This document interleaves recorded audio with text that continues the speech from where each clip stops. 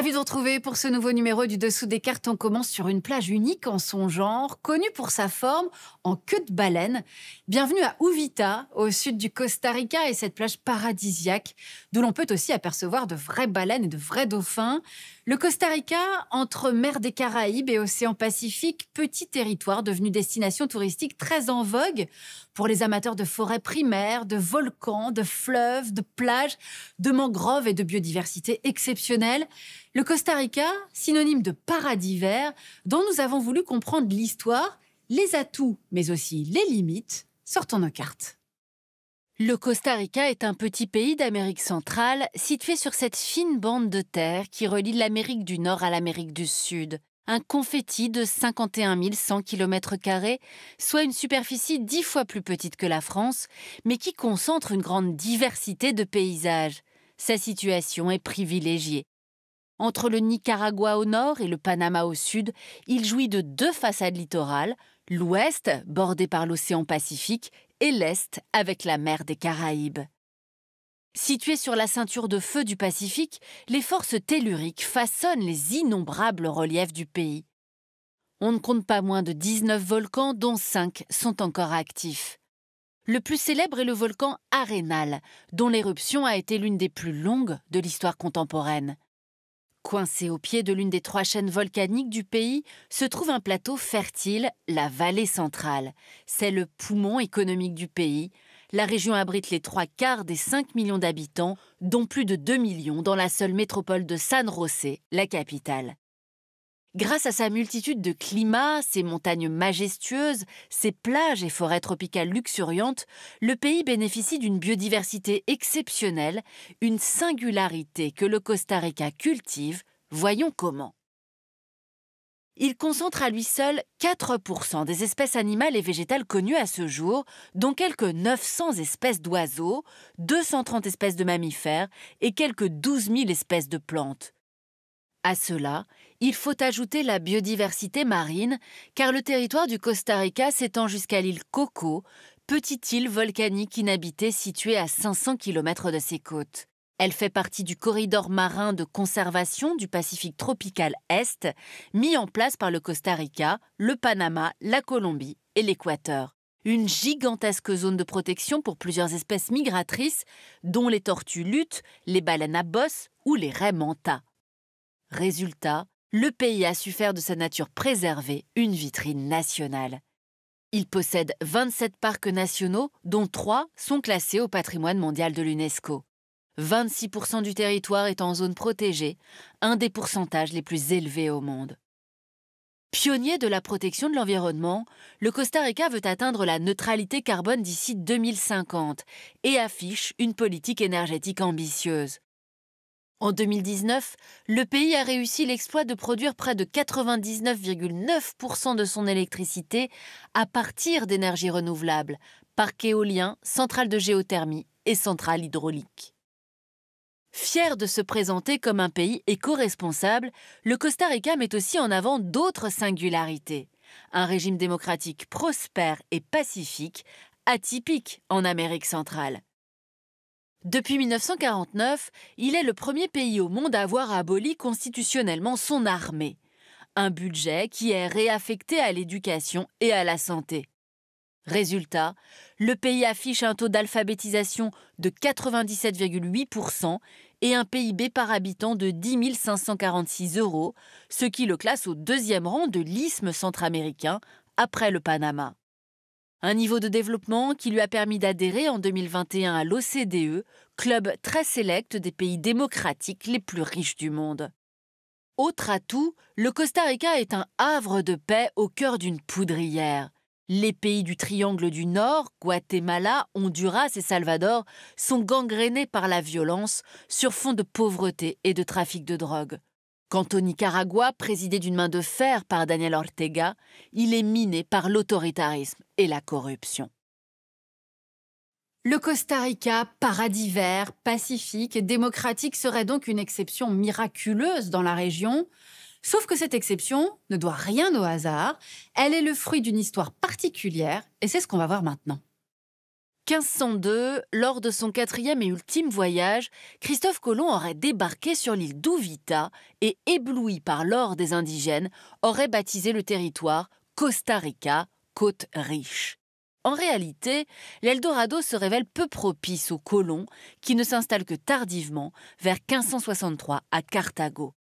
Pas de mines de métaux précieux, une main-d'œuvre indigène peu nombreuse, le Costa Rica reste une périphérie de l'Empire administrée par la couronne espagnole depuis la capitainerie générale de Guatemala. Il n'y a pas de grands domaines agricoles, les colons survivent grâce aux produits d'exportation que sont le tabac, auxquels s'ajoutent à la fin du XVIIIe siècle l'élevage et le café.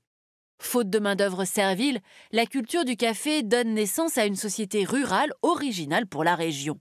Elle est composée de petits planteurs, propriétaires de leurs terres, qu'ils cultivent eux-mêmes et qui emploient des salariés relativement bien payés.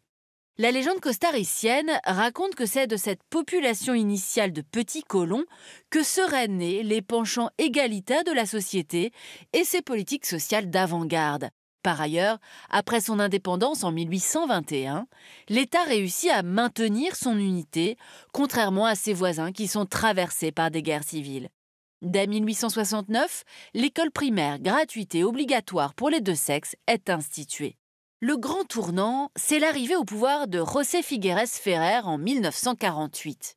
Outre l'abolition de l'armée, ce progressiste instaure la démocratie et lance des réformes sociales, droit de vote des femmes, nationalisation des banques et de l'électricité. Alors à présent, voyons comment le Costa Rica a su faire d'un handicap de départ un atout. N'ayant pas de ressources permettant le développement de grandes industries, le Costa Rica fait le pari à la fin du XXe de tout miser sur le tourisme, mais pas n'importe lequel, un tourisme vert. Avec 6% du PIB, c'est devenu un secteur clé. Quasi inexistant en 1950, le tourisme décolle dans les années 80 avec 250 000 touristes par an pour atteindre 3 millions de visiteurs en 2019, un record. En un demi-siècle, le pays a su tirer le meilleur profit de son or vert et en a fait un argument touristique majeur.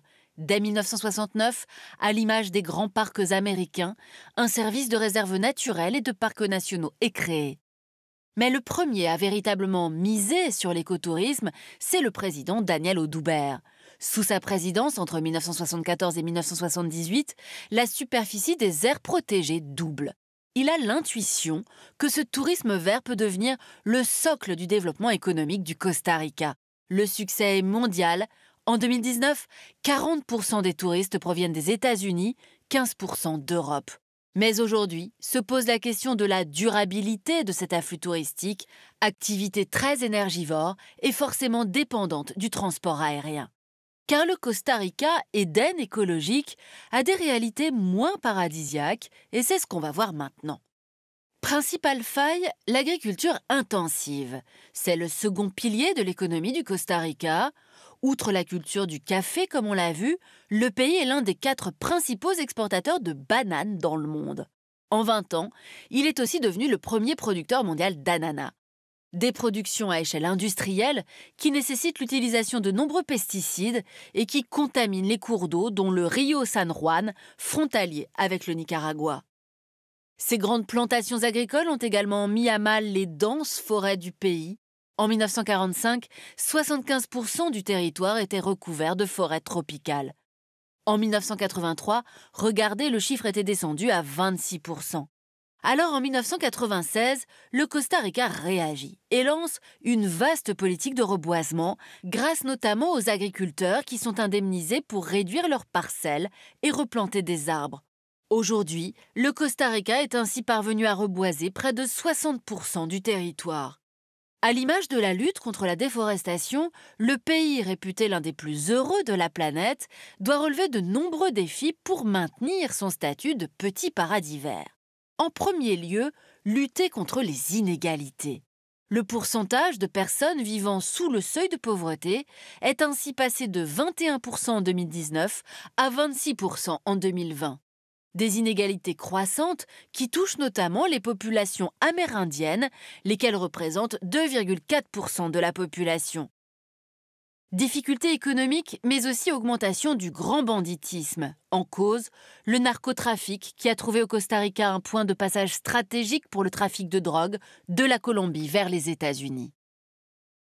Voilà pour ce voyage dépaysant au Costa Rica, au pays de la biodiversité exceptionnelle, de la neutralité carbone et du pacifisme, bien abrité sous le parapluie états-unien. Mais le Costa Rica, paradis vert, a aussi, on l'aura compris, son envers du décor.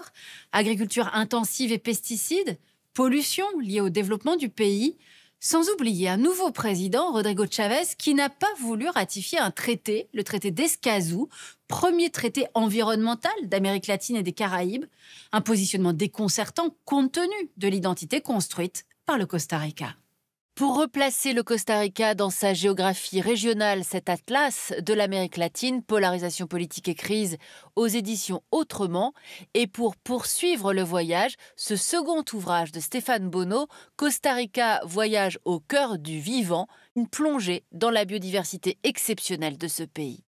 Ainsi s'achève ce nouveau numéro du Dessous des cartes. Rendez-vous bien sûr la semaine prochaine, même endroit, même heure.